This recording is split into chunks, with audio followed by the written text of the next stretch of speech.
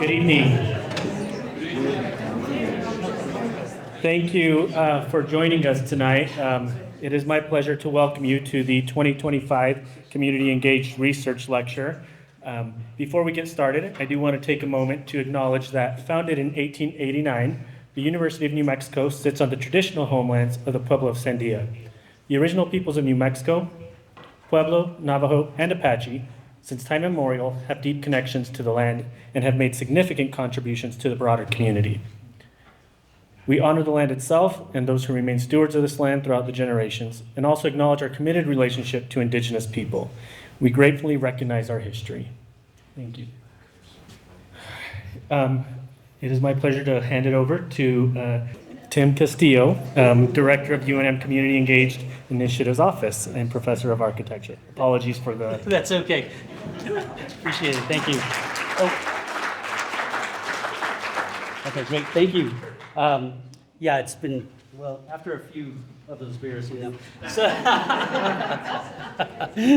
no, it's a pleasure. Thank you so much for being here. Thank you to the research office. Thank Ellen and Melissa and her staff. I really appreciate the acknowledgement of community engagement. So I am Tim Castillo. I'm the director of the Office of Community Engagement. I know you told me, okay, great. And so I just wanted to talk a little bit about community engagement holistically, what my office does, and really the acknowledgement of being a classified Carnegie institution. So Carnegie, every 6 years reviews institutions of higher ed to be inducted into the classification for community engagement. We're one of 300 across the U.S. and very proud. So we got this distinction in 2020, and so it's something that we are very proud of.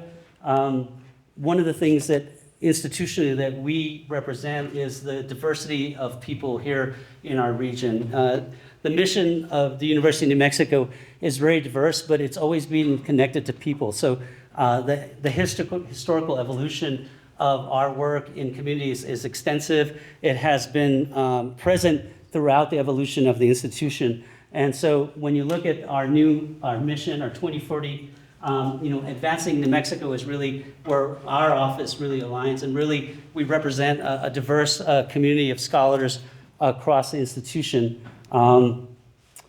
This year, we were up for reclassification through Carnegie, so my staff and many others were involved in putting together this report. It's a very extensive report that really starts to outline the impact that we have here in the state, nationally and globally.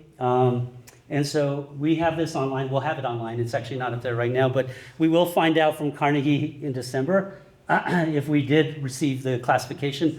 I think we're good. I really feel like our institution is really something unique and really something that we should be proud of. We represent a lot of faculty, a lot of staff. The institutes and centers that are associated to community engagement are partly represented here. We can't get everybody on the screen, but you can see the extensive nature of our reach. Everything from Project ECHO to the Indigenous Planning Assistance Center to Population Health, you name it. We do a lot of great work, and we really want to acknowledge that work. And so having this honor, this award is really an opportunity to really represent that work across the institution. My staff, I just wanted to acknowledge who my staff is. We're very small. We're a relatively new office.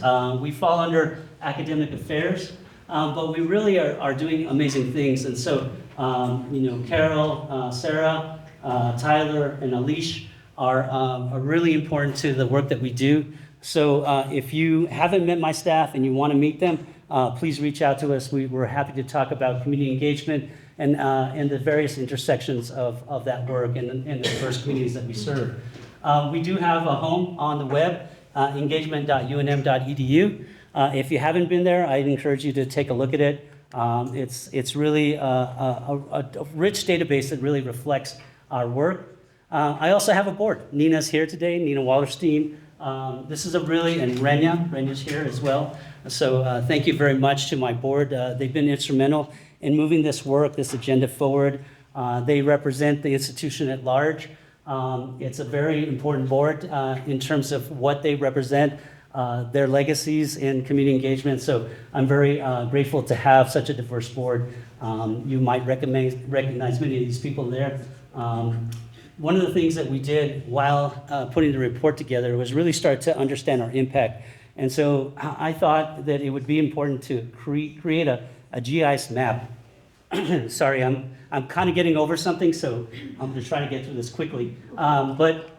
This map represents the work that we do in our region. It's actually, what you see is New Mexico, but it's actually a national and global GIS map. And so you can actually start to drill in and get very granular as to who's doing the work. You'll see that we're represented in every county in the state, and we're very proud of that. And so if you don't see your work and you're a scholar in this map, please come and reach out to us. We'd love to represent that, really talk about that work, and really start to demonstrate that impact that you have across our region. One of the things that's really important about what my office does is really promote community engagement at large. These are just the diversity of faculty that are community engagement scholars. And what we really want to do is shed the light of the tremendous work that they do. So you'll see Nina, you'll see Maria, of course Moises is our latest one. If you haven't seen these, Alish is my media coordinator. We do 30-minute to 20-minute long interviews, and then we do short ones. And so you can find that work on our YouTube channel. If you want to learn about the work that they're doing and the communities they're reaching, please go to the website. There's some really, really wonderful work. Alicia's a wonderful filmmaker and does beautiful work. In terms of our strategies and what we're trying to do this year, this academic year, is that we have funding to do a community engagement academy. Nina and Michael Pride, excuse me, had the first workshop this year. And we're really looking at best practices and really looking at training and giving our next generation scholars opportunity to learn best practices. So this is something we're going to continue in the next year. And so please be looking out for that.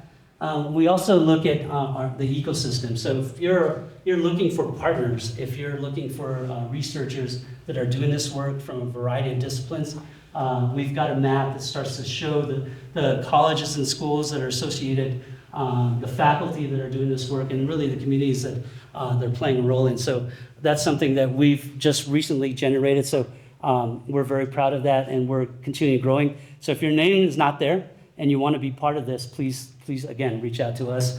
The other thing that we've been really working on is tenure and promotion for our faculty.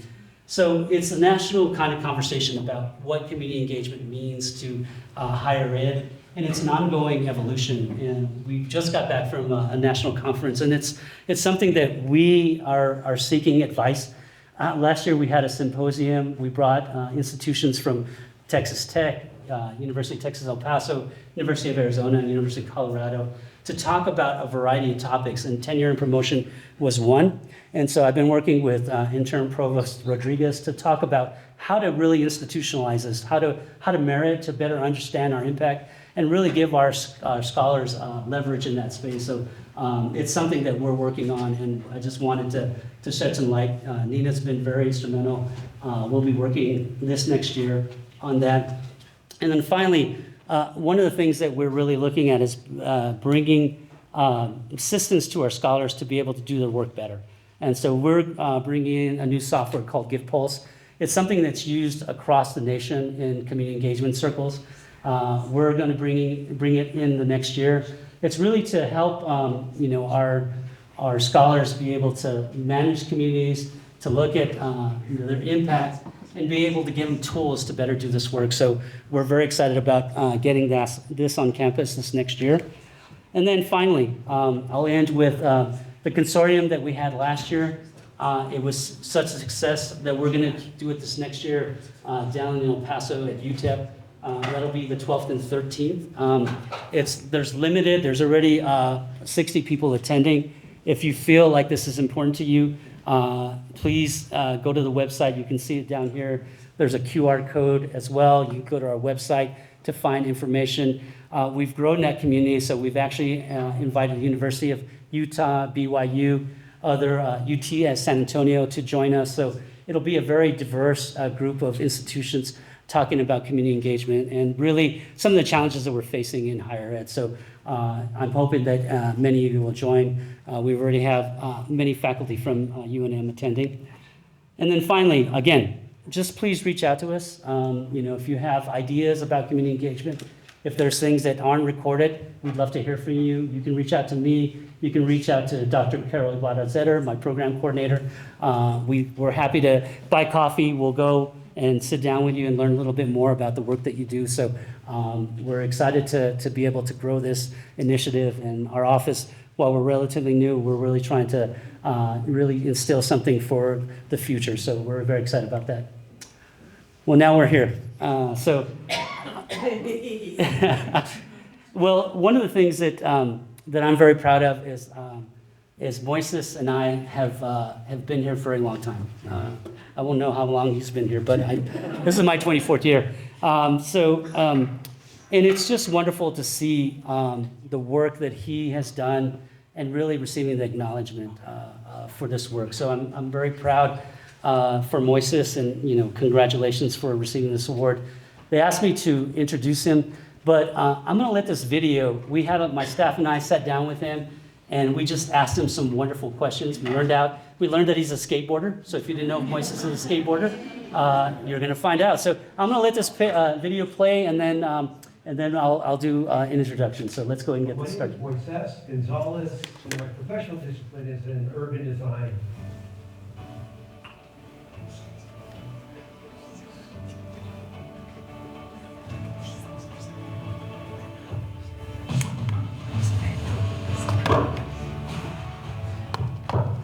So I grew up at a young age working on restorations in Old Town and Corrales and Santa Fe. That's what got me into the built environment, working with my dad and understanding construction, being engaged with the acequia land grant community with my grandparents. I think if we think about it, like the shadow spaces of planning and architecture are the unseen spaces, but they are the places that skateboarders actually reinterpret architecture and the built environment. And so to me, I got really intrigued about urban space. But when I got the award, I was like, well, they're gonna ask? I'm gonna get asked at some point, what is community engaged scholarship? Doing your scholarship is doing your interest and your passion. But if you're gonna really partnership in co-production, I call it the co-production of knowledge, because you come into a community with your expertise, but you partner with community. So you can't come in as an expert. Consciousness minus the ego equals community engaged scholarship. That's how you have to start. That's how you engage in the process. And you leave your ego out, then as a scholar, you can start, you can at least co-produce the methodologies in relationship with the community. And how are we gonna mentor the next generation of practitioners in our fields? And how are we gonna collaborate with the next generation of leaders? How are we gonna forge and continue to forge the legacy of not just mine, yours, or our legacy, but the legacy of the School of Architecture and Planning, which we're celebrating 50 years. My name is Moises Gonzales, and my professional discipline is in urban design. Won't you help me bring on board Professor Moises Gonzales?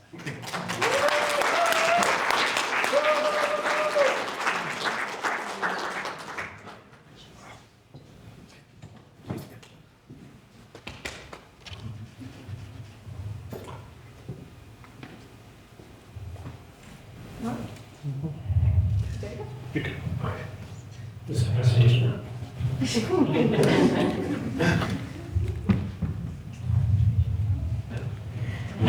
All right. Dados que de Moises, buenas noches. Yo soy Moises Gonzales de Carnué. Good evening. My name is Moises Gonzales. I'm from the Cañón de Carnué community, also known as Carnué. The word Carnué comes from Carnan, which is the Tiwa word for Badger Place. I'd like to first give shout out to all the wonderful, amazing work that's being done by our staff, our graduate students, our other colleagues in the university. I was able the award ceremony was amazing. So shout out to everyone that got an award today.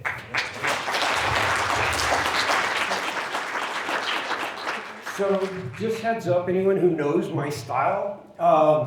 So we're going to start this presentation slow, and then it's going to go really fast.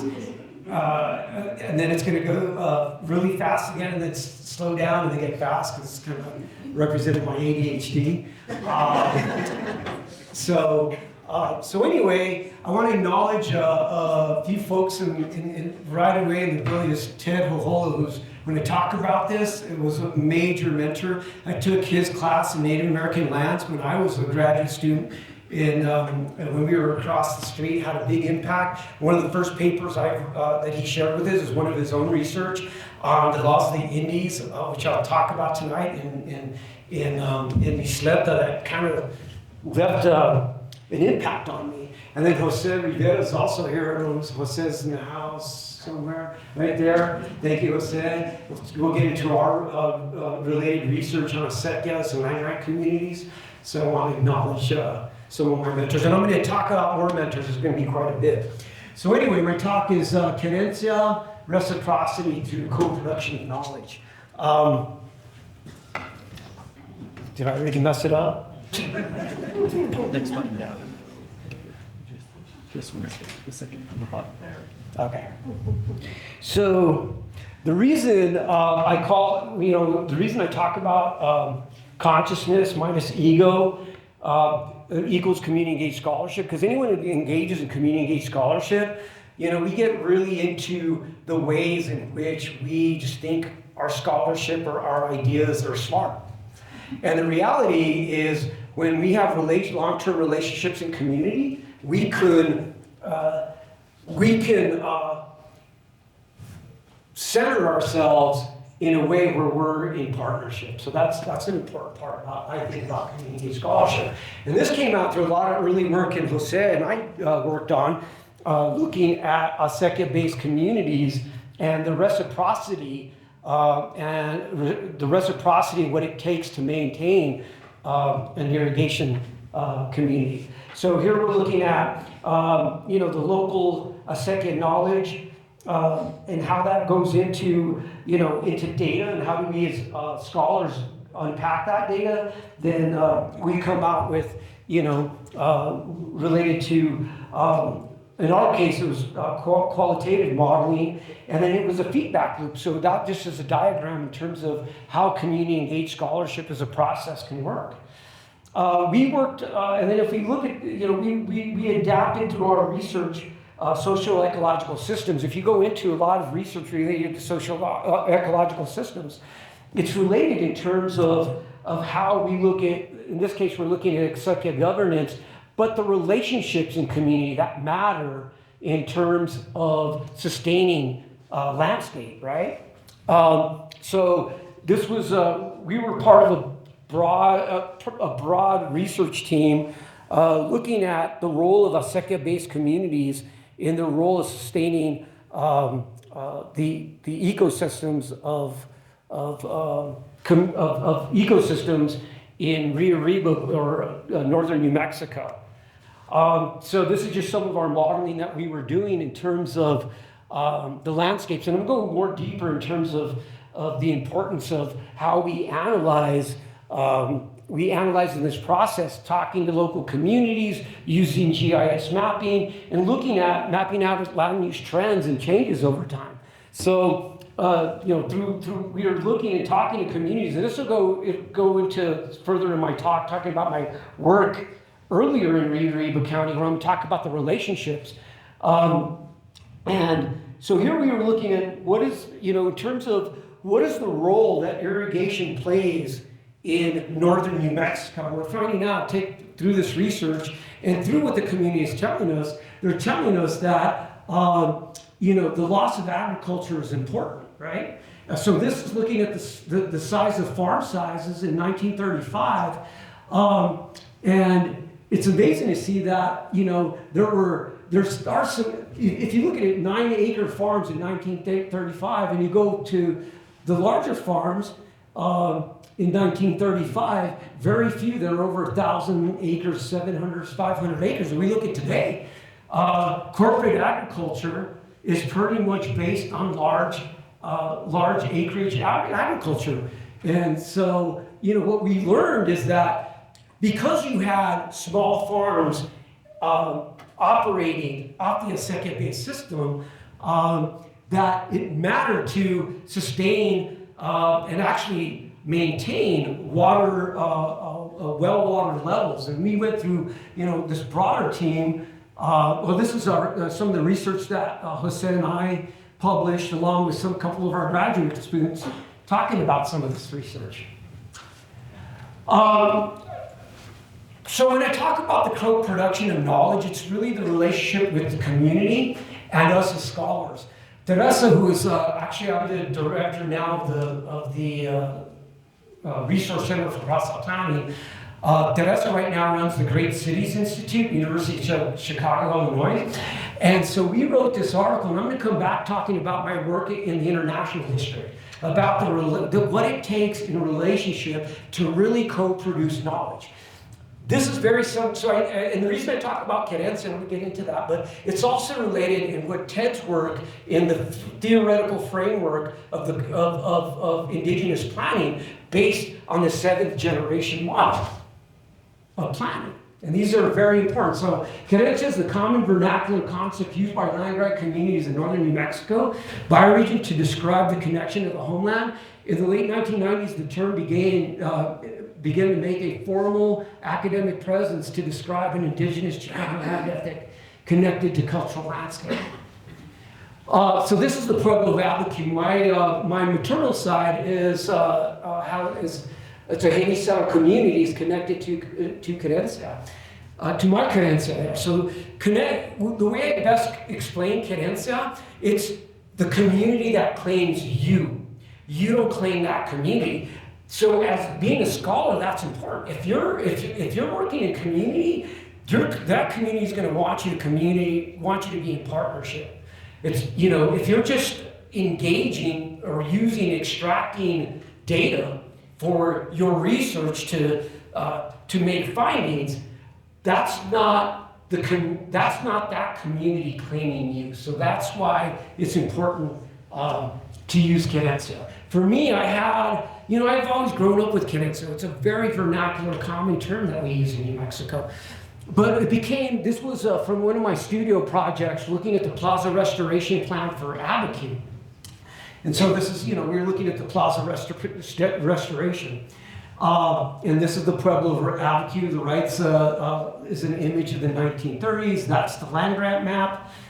But when it started connecting to me is that Querencia is not just something that we use in the vernacular, and it was the scholars in the 1990s that were really describing it as a bioregion and a relationship to land and reciprocity. I mean, we can, Jose's work on this is one of the first researches on this.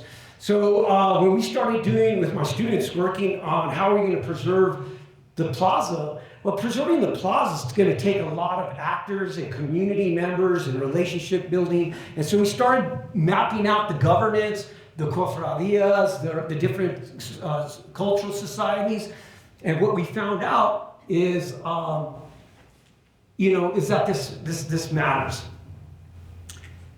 And why does it? And why do things matter? Is because it's about our Querencia from the last generation to the next generation. So what I want to do is acknowledge my daughter who's in the audience here, Moises Gonzales, if you could wave your hand. She's the chemist in the family. She's the brains of the operation. I know some of you know Vidal, who is a graduate of this program, but honestly, she's the brains of the operation. I'd also like to acknowledge my partner, Tammy, right there. Because it takes community one generation to the next. And that's why I wanted to wait till I showed this slide you talk about, my connection to Querencia is I started when going from Abiquiu, which is my mom's side of the community, going to my dad's side, who's from Carnaway. And in our community, we were set up as a Hinisano community at the edge of the frontier. Basically, Hinisano means captive. We were basically captives, Apache and Comanches, that were living on the plains on the edge, raiding the Pueblos and Hispanic communities. And through this process, by the late 1700s, there was a project by one of the governors to take these Hinisanos and set up land grants at the entradas, and you can see it the map at the frontera entradas de los enemigos comanches. And so for me, bringing that research and that light bulb to our work with my students, and that's the reciprocity, right? We're in Abiquiu. I have a lot of relatives there. My grandfather's from there, and here, just like a conversation with students, community members, and my interest in how do we kind of tie back Querencia into our planning methodologies. Then it started saying, okay, I'm going to take this methodology back and understand my community. So this is kind of a map of my community's reciprocity. So you have land, you have the governance systems at the top, the Land Grant Council, the acequia, the commission, you have the mayordomos, the mayordomo de acequia, you have different cofradías. Cofradías are a social or ritual organization, and then you have all the landscape, like the acequias and the ejidos or the common land, the land grant, connected to all the other social networks, the dancing, the ritual dance societies, the community healers, the artist guilds. And so this is what it really takes to maintain community. And so for me, I started mapping out the different ritual space between governance and community ritual, a different place, how it takes to maintain a landscape. And our landscape's been heavily impacted. We were one of the land grant communities that was impacted by the U.S. Court of Private Land Claims, where we lost by U.S. court decision.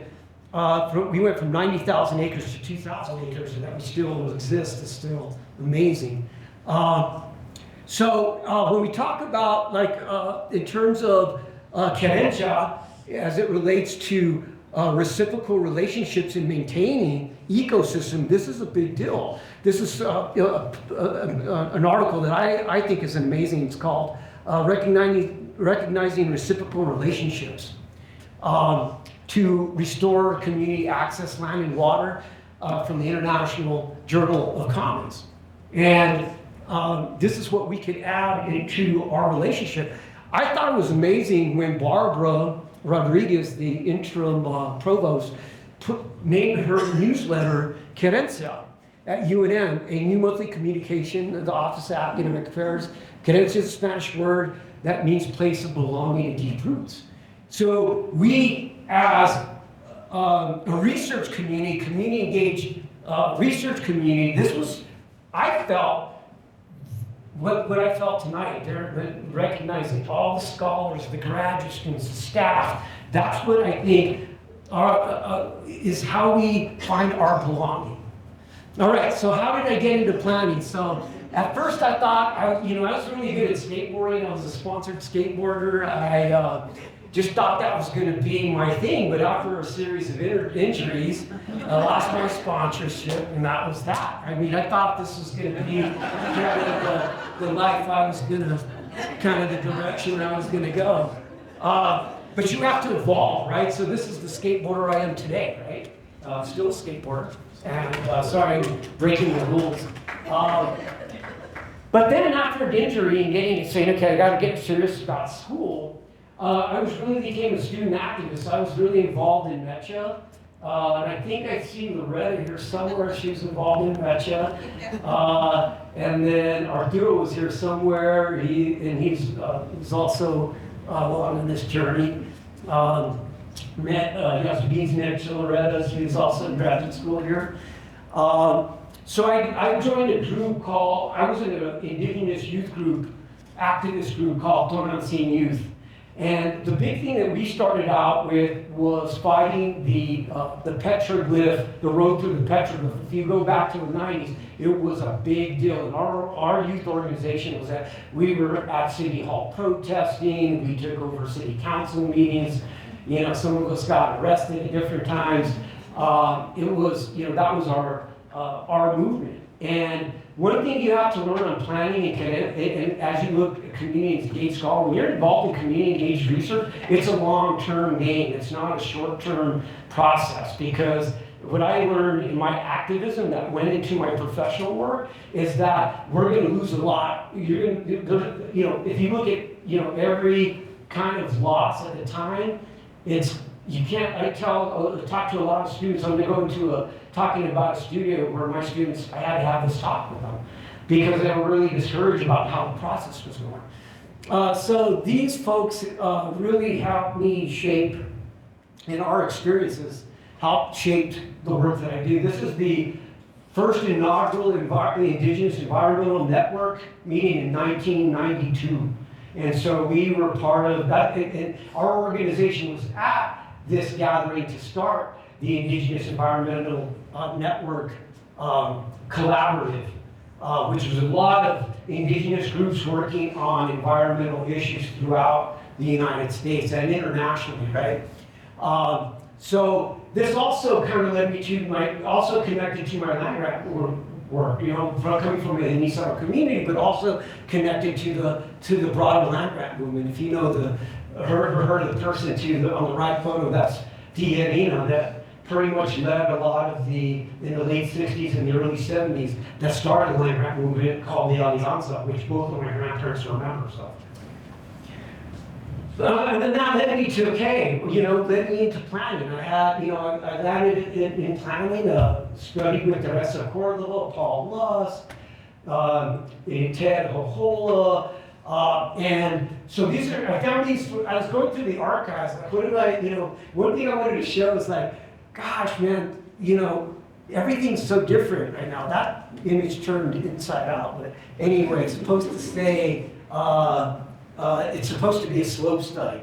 But anyway, if you think about it, I don't know if you guys remember Ian McCard. Ian McCard wrote the book Design by Nature. And back in the day, this was the predating GIS. GIS was evolved from Design by Nature. What we would do is you get these base maps, and we would do all these maps, and we would draw them up. First day at studio, you get the syllabus, you get what the talk was, what the site was. Next day at studio, we'd be on the bus going to the city of Albuquerque maps, trying to pull maps, or we go to the Magic Library and try to pull USGS maps. That was always the first thing. But I thought, so anyway, this was kind of some of the studio project that got me into, and this was a painful project. This was looking at San Pedro Creek Estates, which is the Cannibal Farming Corporation, right next to the Paco Golf Course. And so we had to plan a more sustainable way of rich people living in the East Mountain where I'm from.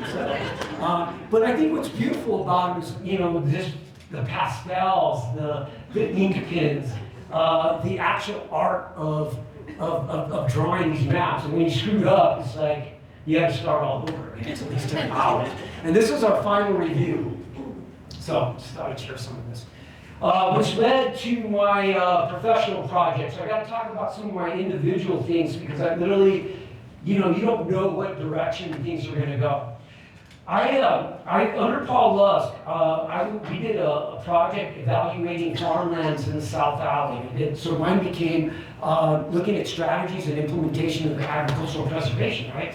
And where this started came from my DPAC course with Paul Lusk, where we were doing this. And so DPAC celebrate as part of our 50th year anniversary. Make sure you catch the DPAC exhibit on the way out. So anyway, I do the study on agricultural preservation, right?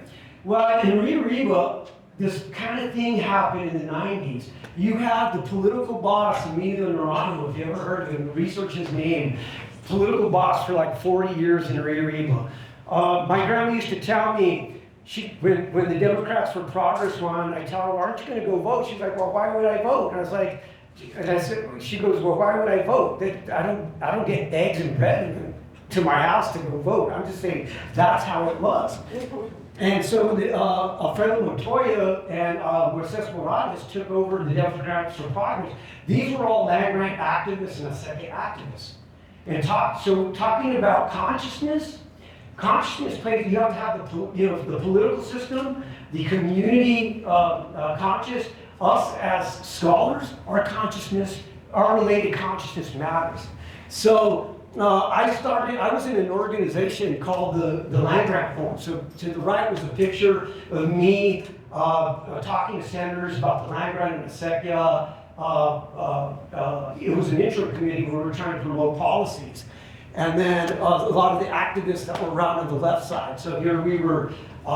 So what happens is the Democrats for Progress who took over the county commission, I was already networked through my land grant activism. They know I got my planning degree, and they're like, hey, we're going to create a planning department, and you could be this, we have a director, you could be the center director. Your first job is to create a zoning ordinance for Rio Rico County, and I was like, great.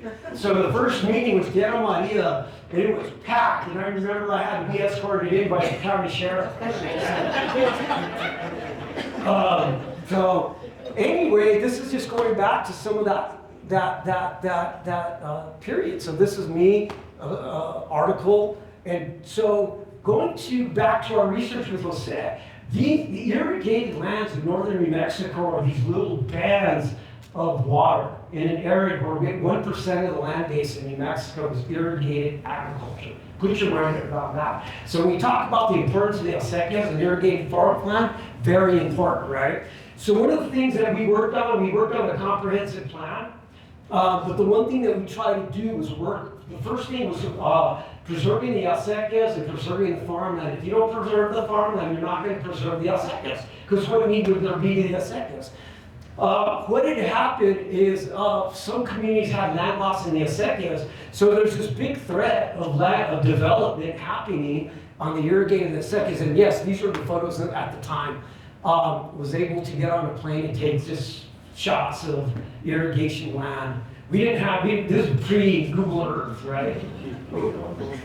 And one of the things that we worked on was a way to look at how we would subdivide the agricultural land. These got all messed up. They're the same one, aren't they? Existing, pre-existing, yeah. So there's supposed to be another slide that shows that if you follow the subdividing of 1 acre tract. So imagine that slide's there. So this is a development where you have a house, and you have maybe 5 acres of land. So rather than imagine the other slide having 5 acres, you can see that. Go to the South Valley and go to the North Valley. They were all carved out in 1 acre lots, right? So what we did a lot of community meetings, and what we proposed was a cluster development code where you could actually develop a cluster development where that house was. And so that's what we created, a subdivision code and some regulations around that. My inspiration came from a planner in northern New Mexico, Peter Van Dresser. You remember, Francisco, you might remember Peter Van Dresser, right? So these are great drawings. So he's talking about how we could, back in the 60s, how you could think about, he's projecting growth and how cluster development watersheds in northern New Mexico is important. And so I drew on some of this work and to have conversations out of the comprehensive plan. We talked about cluster development and staying off agricultural land. And so we eventually adopted an ordinance, and it was land being featured as best practices in this book, True West. We landed up winning an award, and we also won the Western Planners Award. We won the New Mexico Planning Award that year. Then it's interesting. I got a letter from Roger Schluntz, Rick Richardson, and from that work, I was recognized as distinguished alum that award. And there's back from the Rio Grande Sun. to the actual work. Then landed going to Rio Rico, and I wanted to work on more of these kind of like urban, was working with Rio Rico County, Sandoval County, because on this cluster development. So a lot of the work that I did was really looking at cluster development in rural areas.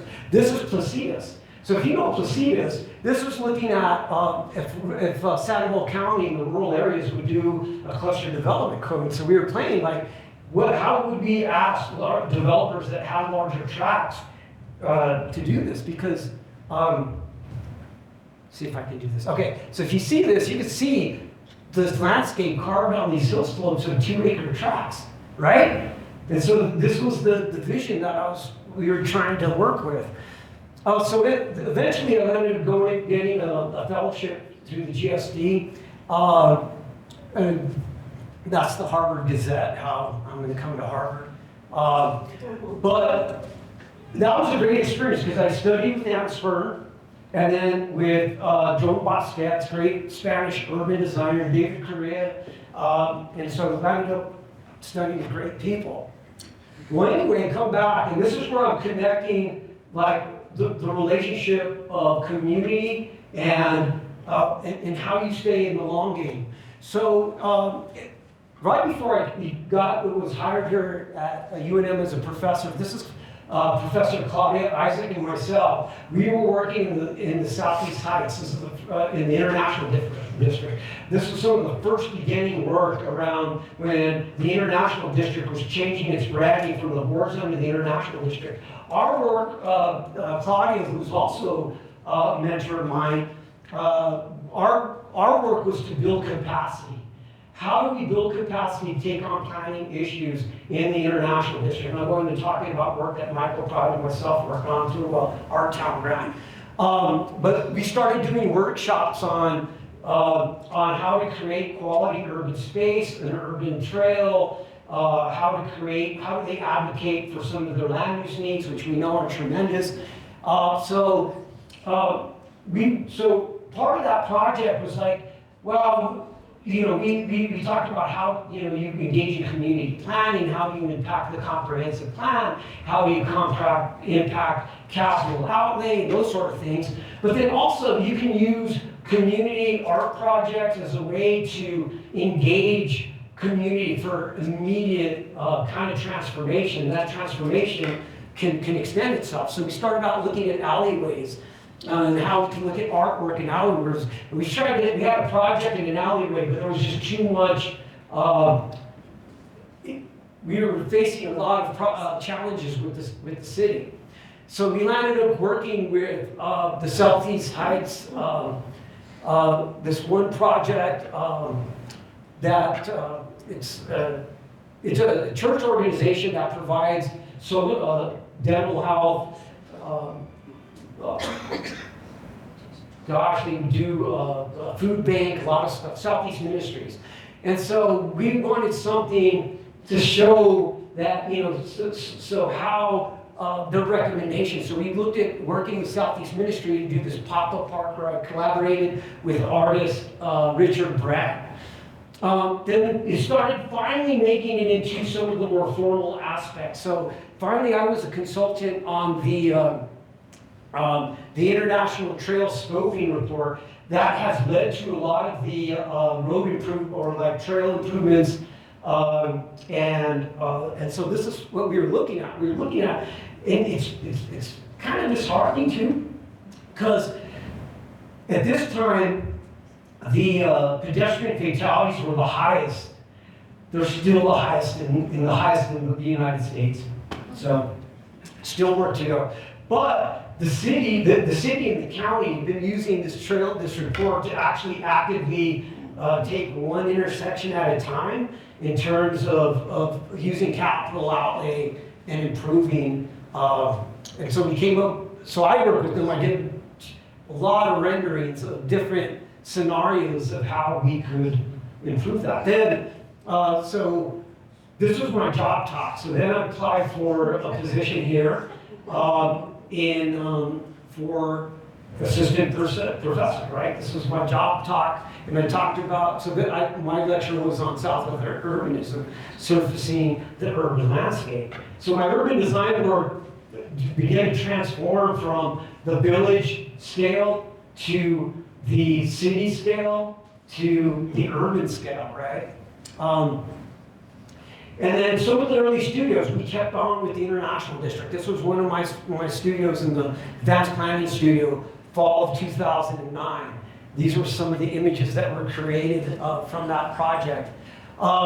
Then we worked in my undergraduate studio. We worked on creating the undergraduate students' placemaking studio. So we worked, this was a community garden that we worked this was the Kirtland Elementary School. We actually developed this project. Then later on, fall of 2014, this was a project that we worked on, and we were looking at drainage. And I'm going to talk about this related to the work that Michael Pride Studio is working. Michael Pride and myself, raise your hand because we might not know who you are. We got an Our Town NEA grant, which is unfortunately, because that's one of the programs that's got asked by the current administration. For a lot of faculty in schools of architecture and planning, the Our Town grant was huge because it created resources us to do this type of work. Fast forward, Michael's work led to the International District Library with her studios. It's a built project. The other across the street is is a site that map is looking as a detention drainage site. So in this studio, we were looking at creating 50 acre-feet of stormwater retention. And so we looked at this amphitheater, we looked at like green infrastructure as a way to improve this area, and that's kind of our concept for the drainage detention pond that can also function as an amphitheater.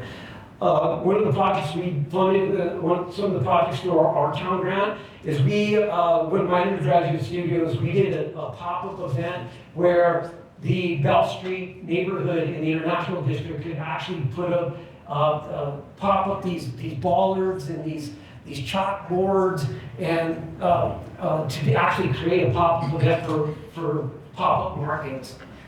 And this was our opening day. One of the studios, and the reason I talk about studio because it's really important, because this is where we engage our relationship to the community. Throughout not doing this work, remember I said Querencia, that's where the community accepts you. This is kind of the International District is the reason, I mean, our relationship took a long time to build, the reciprocity. This studio is very important because, for a number of reasons, because it was very, I thought I had the award here, thought I had brought the award. And I'll get to the award, but this was a studio called SDU+U.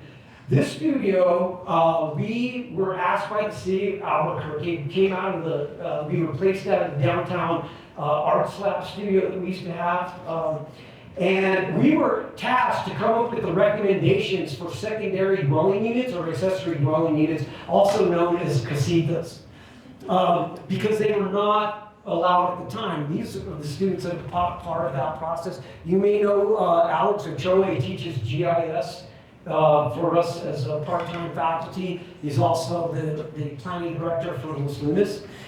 And to name all, Melanie Bishop, Calvin, these are, Alan Gadaway's a planner in Colorado Springs. Nina's a planner in Texas, so this was a really great studio. It wasn't great at the time. Because if you see all that yellow, that's single family housing. And going into my work about clustering is, one way to allow densities, we look at like, the new urbanism models of, building 4-story buildings along Central. Central's kind of long, that's not gonna happen everywhere. So how can we allow affordability of housing through ADUs? And so we were studying this issue, and we looked at, like, this is the uptown area, looking at the single family housing around it. We looked at transportation corridors where we could take advantage of single family housing along transit corridors. Makes sense, right? Looking at around the Arroyo system, where we look at viability in second dwelling units. We studied every neighborhood. We did the arrangements of what SDUs could fit where, and how they could be set in, what kind of options if you have a wider lot, a narrower lot. And guess what?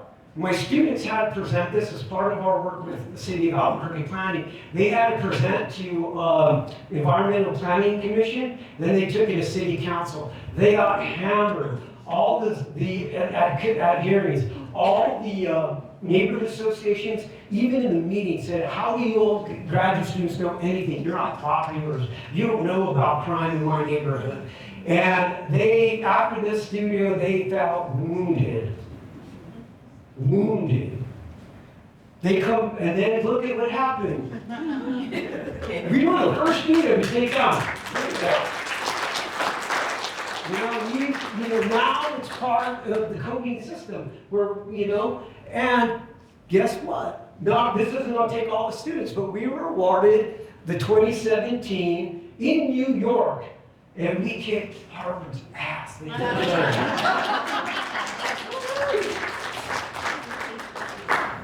And then, so just other projects, RCRP's been a big vehicle, some brownfield sites that this is personal work, not studio work. But this was a brownfield site in San Isabel, Texas, looking at ways where they had it was a cotton farm and basically was contaminated by actually diesel fuel where they would take out the cotton and transport it. So just looking at some of the options of reuse. We had this visioning process, and one of the things is how could this be not torn apart but looked at as an entertainment space? That would be cool for events. This was just looking at the judicial complex. It was a jail, big concrete building, a lot of asbestos, just could not, even the shape of it's not, you can't really repurpose a jail, right? So it's like, okay, this thing has to go, and something new has to come from it. So now to go back to scholarship. So I want to kind of use like how I evolved from, my evolution into my interest in urban design. But now I'm going to come back to community. So some of my work that I've been working on is the Hinisaro land grant communities, because they also land up having some of the most preserved landscapes of that meet these cultural landscapes. In terms of small farms, acequias, important landscapes. This is when the Nacion Hinisara was coming up, another book I co-authored, Slavery in the Southwest. And then something I'm really proud of, Enrique and I did the section on Hinisaras in the Handbook of American Indians Smithsonian update, so that was important. So this is kind of going me back into how do I serve a role in my community, serving broader community of New Mexico, but my work in my community. My relatives of my community in Abiquiu and also Las Huertas. So you can see all the various Hinisara communities on that map. So this is interesting. So this map was generated from the Museum of New Mexico, because this was the booking. They got really deep in understanding kind of the relationships of different indigenous communities. So this is a map that says federally recognized tribes, federally recognized nations, because pueblos are different than nations, right? Tribes, groups that are seeking federally recognition, in Hinisara communities. What you'll see in this map, which you don't see on the UNM map acknowledgement, is that we forget that the Utes, much of the Ute history came out, most of the Utes' presence was in New Mexico, but we don't talk about it.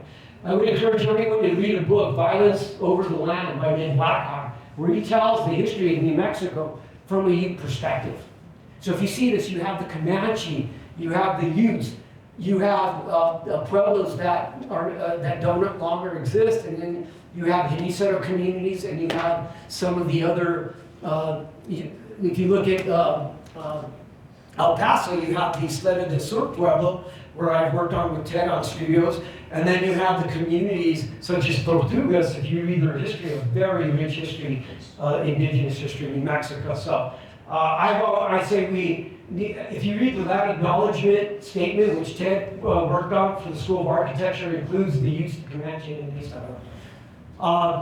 and so that's where, so my work is centered on this recognition, not so much for tribal recognition, but understanding this important cultural landscape. And these landscapes are their buildings, their communities, their architecture, and they relate to ritual space. They all function in harmony. In any sort of community, in a cultural landscape, there's no difference between how the architecture relates to the planning, or relates to the layout, relates to the landscape architecture, which is a big one.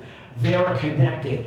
The built environment and the natural environment is Querencia, and then and the Querencia is also related to the people. So there's a relationship between the animals, the plants, and the people. This is my community in Querencia, where we dance the Matachines. And where's my work going? So this is my next book. I'm going to book proposal right now, looking at, I don't know if all of you are familiar with Baker's series through UNM Press on landscape. So I'm working on this project for the vernacular, the Hinisero vernacular, the cultural landscapes of high mountain land communities, where I will be, this is Rachas de Taos, which is a Hinisero community where I show some of the dances, showing the layout of the framework and the acequias, and the use of ritual space. Because buildings and landscapes are not devoid of what people do. And if we can preserve these communities through awareness and consciousness, and through partnership through the state Historic Preservation Office, we can make an impact. Now, certainly NISA, we won the 2021 book award through the New Mexico Historic Preservation Office for our work in the preservation of these Hinisero communities. And they're important. If you think about the Pueblo of Abiquiu, we don't think about it. The Pueblo of Abiquiu is where my family's from. You go to the Pueblo, you might, if you miss it, so a lot of people miss it. If you turn by Bodie's in the post office, go up to the plaza. And it's still an amazing piece of representation of New Mexico vernacular architecture and planning. And it's amazing because if you think about the church, it looks really cool. Or it looks part of it. Well, it's actually a John Galmin, because the church actually wanted to make the church bigger. It is a John Galmin. So here we have a Pueblo revival piece. And then next to, in the historic Hinisero village, next to George O'Keefe's house. Then the big metal building north of the John Galmin structure is the metal building. It's the metal gym for the Pueblo, which George O'Keefe funded. That way the kids can play basketball in. So anyway, so that's so what's the next generation? So my family. So my daughter graduated 2023. They both graduated the same year. Her degree was in chemistry. She's a chemist now at Llano. And then my son, now you all know, some of you may know, he got his MCRP in 2023. He's now working for the New Mexico Acequia Association, where he took a DPAC studio, where they were working on the Hermes fire, which Michael taught that studio, and he was able to get a job as a project manager from some of that work that he worked in that studio, working on the rehab of some of those acequias that were destroyed in the rehab fire. So, with that, thank you for.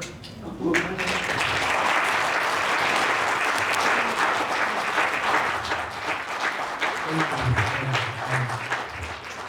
have a brief Q&A section, and so anybody has questions from the audience for Moises, and I'm sure he'd be happy to answer them.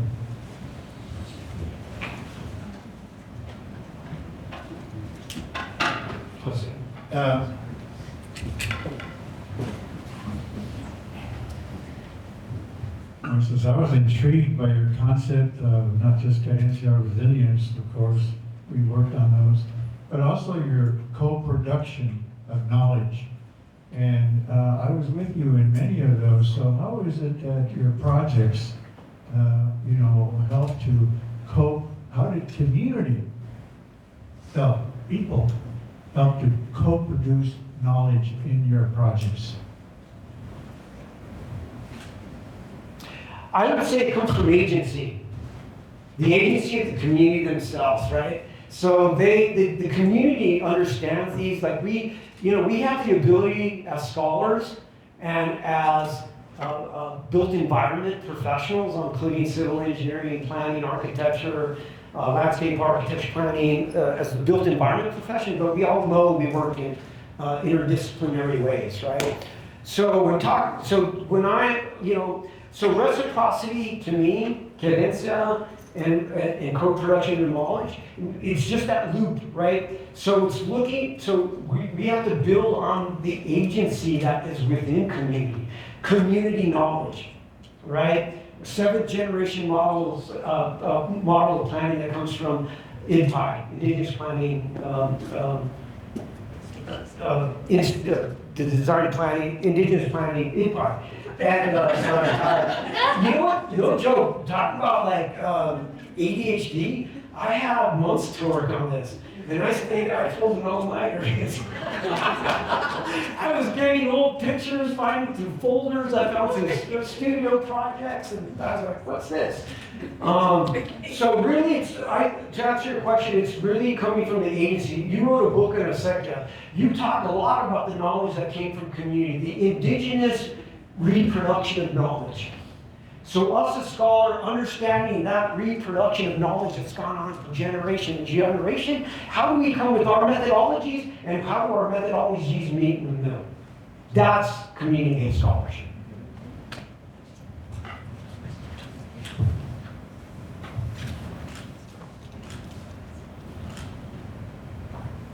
Well, first of all, Moises, thank you for spending the night because it's been a wonderful journey through your journey. So thank you for that. My question is, lately, Catherine and I have been thinking about the classroom as community. Mm-hmm. And so I'm wondering, what does Querencia look like in the classroom, in the department, and the school? How can we cultivate that sense, even in our school community? Yeah, and I'll start with Barbara's kind of, because I've had conversations with Barbara. It's like, wow, you Querencia. She goes, yeah, from Northern New Mexico, you know that, right? I'm like, yeah. But to answer your question, I think, we have to, from our cultures as in the School of Architecture, you and I have worked well because I think you and I, we're both the early designers of the building. That's right. So let's put that out there. So it really is all of us as faculty in programs is creating is really what it means to build our community is like taking out our egos from being faculty, and that happens, right? I'm not gonna lie, and it starts there, and it starts along this idea of competition of how we are as scholars. Right? I've done published, I'm working on this, I did this exhibit, I won this competition, I did this. That's all great. But when you're in this building, it's about how am I a better person to my neighbor? How am I part of building not just in my role here, but how am I really part of the studio? So, you know, even in studios, how do we take this idea of taking out the competition aspect of our films? And I'm saying this, a couple of my posters that were part of the Dry competition. I was trying to come up with form-based codes, ways of looking at a climate change in code.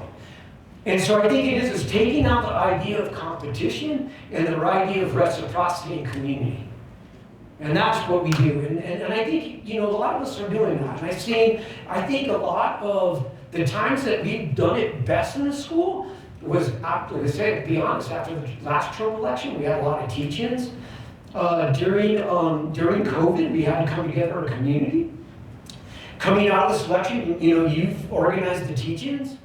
I think we need to continue, I mean, a lot of the work that you're doing with the student conversations, the faculty conversations, you've done a lot of work. We just need to, all of us as faculty members need to sign on to that.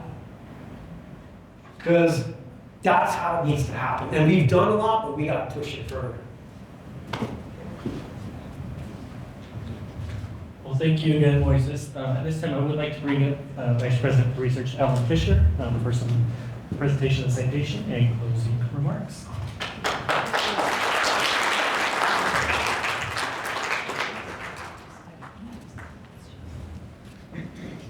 Well, this has been a great evening, and amazing talk, and I'm winging it right now. I don't have notes, I don't have anything, I'm not really sure exactly what I'm supposed to do. Do we have the award? Okay.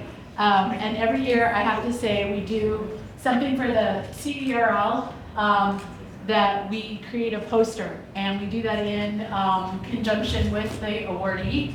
And then we actually display them in our office. So if you come up to the 3rd floor of schools, we have them there. And this year's poster is amazing, just like all of our other ones are. And we did that in conjunction with Moises, based on work that he told us about in terms of the work that he showed tonight and so forth. There are maps there, etc.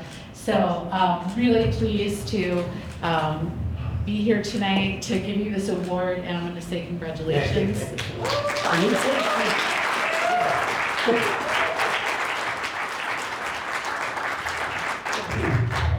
think that concludes our events for the evening. Really appreciate everybody coming out tonight. The reception was amazing, and being here for this talk also really just puts a nice cap on the evening. Thank you.